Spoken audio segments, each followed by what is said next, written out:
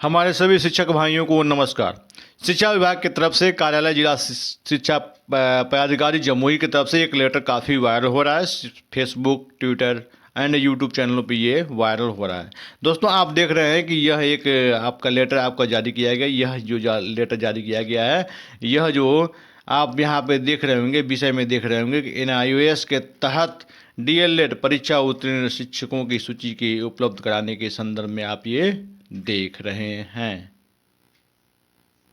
कल जो अतुल प्रसाद जी का बयान आया था, आप इनको बातें एक बार सुन लीजिए। उसके बाद से मैं फिर से इसके बारे में वीडियो में आऊँगा कि आखिर में अब क्यों ऐसे हो रहा है।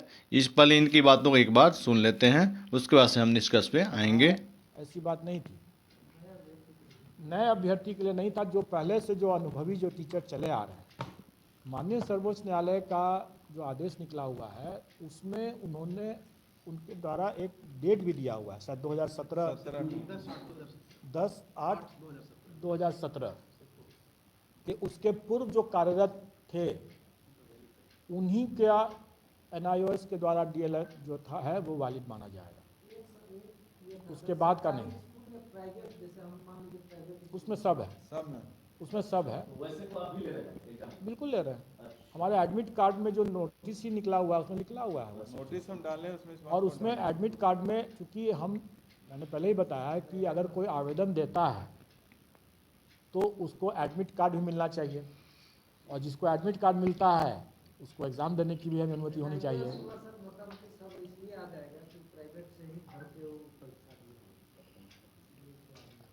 अगर कोई ऐसा फर्जीवाड़ा करते हैं तो वैसे पहले ही मैंने बताया कि बहुत से लोग फर्जीवाड़ा करके BED वर्सेस BTC में अगर फर्जीवाड़ा करके आए हैं, आज नहीं तो कल पकड़े ही जाएंगे। फर्जीवाड़ा से देखिए, एक हमारा जो कानून की जो व्यवस्था है उसमें हम सबको निर्दोष मानते हैं जब तक कि वो निर्विवाद रूप से दोषी नहीं प्रमाणित हो जाता है। तो हम तो अभी उसको प्रथम दृष्टया हम उसको सही मानेंगे। अगर वो लिख के दे देता है, अंडरटेकिंग दे देता है, जैसे हम लोग एडमिट कार्ड में अंडरटेकिंग ले रहे हैं कि वो NIOS का DLED जो है उसका विधिवत रूप से है और माननीय सर्वोच्च न्यायालय के आदेश के आलोक में वो वैध है, यह अंडरटेकिंग लेने के देता है, उसके बाद ही वो उसका एडमिट कार्ड डाउनलोड होगा।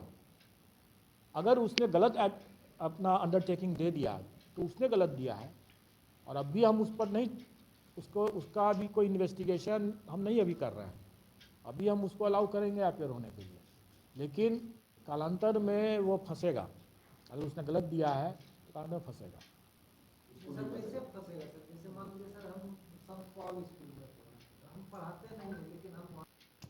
अभी आप इनकी बातों को सुने और आपको एकदम स्पष्ट आपको दिख रहा होगा कि इनकी बातों में विरोधाभास जो है वह झलकता हुआ दिखाई दे रहा है। यह क्लियर करना नहीं चाहते हैं। इसी को लेकर के इनके द्वारा एक और पत्र को जारी कर दिया है था, इसलिए संदेह का विषय और बन जाता है। इनके पत्र में क्या है आप देख लीजिए।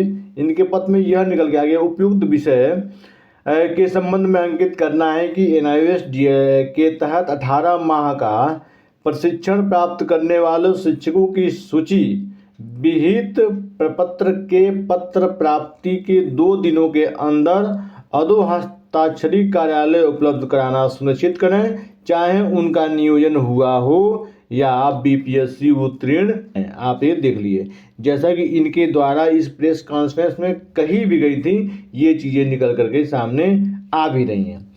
अब देख लेते हैं कि इसके नीचे क्या लिखा है। इसके नीचे लिखा गया क्रमांक लिखा है, नाम लिखा है, विद्यालय का नाम लिखा है, परीक्षा उत्तीर्ण की तिथि लिखी हुई है और अभ्युत्ति लिखी हुई है।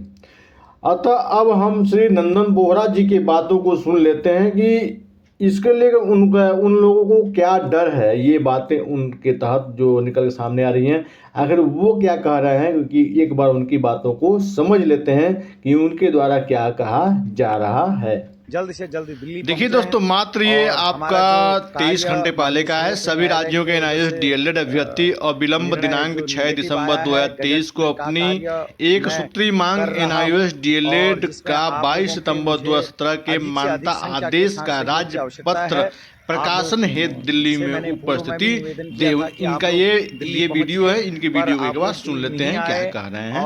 इनकी वीडियो को फिर से दोबारा सुन लेते हैं। अभी दिल्ली में हूँ और आप लोगों से जैसा कि निवेदन किया था कि सभी लोग जल्द से जल्द दिल्ली पहुँचे हैं और हमारा जो कार्य माननीय सर्वोच्च न्यायालय के वजह से निर्णय जो नेगेटिव आया है, गजट का कार्य मैं कर रहा हूं और जिसमें आप लोगों के मुझे अधिक से अधिक संख्या के साथ सहयोग की आवश्यकता है।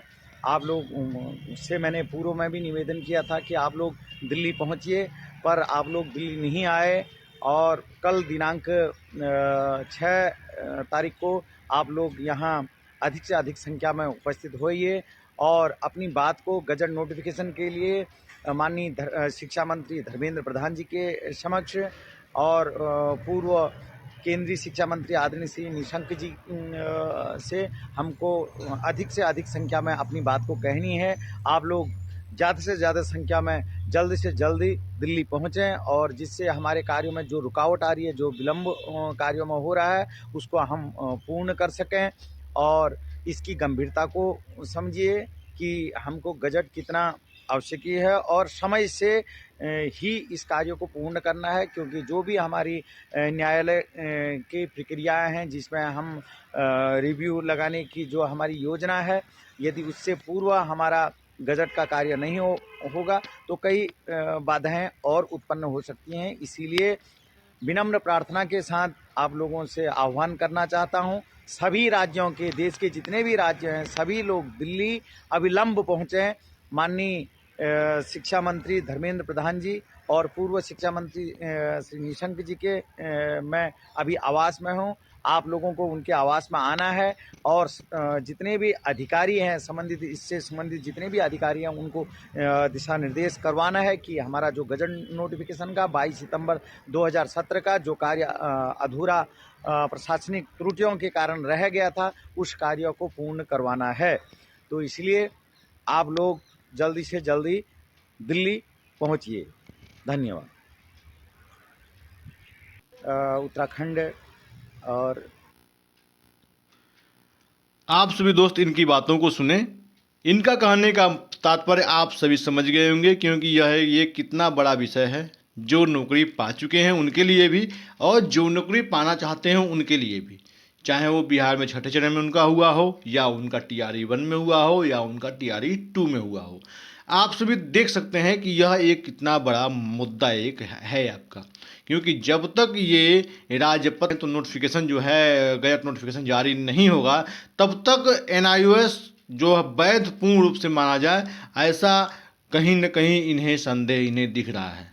अतः आप सभी अगर मेरे चैनल को अभी तक सब्सक्राइब, लाइक, शेयर नहीं किया तो कृपया कर लें, क्योंकि ऐसे ही लेटेस्ट अपडेट आप तक पहुंचते रहेंगे। दोस्तों, मैं आशा करता हूं कि आपने मेरे वीडियो को लाइक और शेयर और कमेंट जरूर कर दिया होगा और मेरे वीडियो को अन्य जगह जो भी NIOS के DLED के टीचर हैं उनके तहत मेरी ये वीडियो को आपने जरूर पहुंचा दिया होगा, क्योंकि बिहार के द्वारा अब लेटर जारी करना यह दिखाता है कि वास्तव में इसमें कुछ बड़ा इसमें होने वाला है। अतः बड़ा होने से पहले अगर आप भी बड़े हो जाते हैं तो आपके ऊपर कोई संकट नहीं आने वाला है।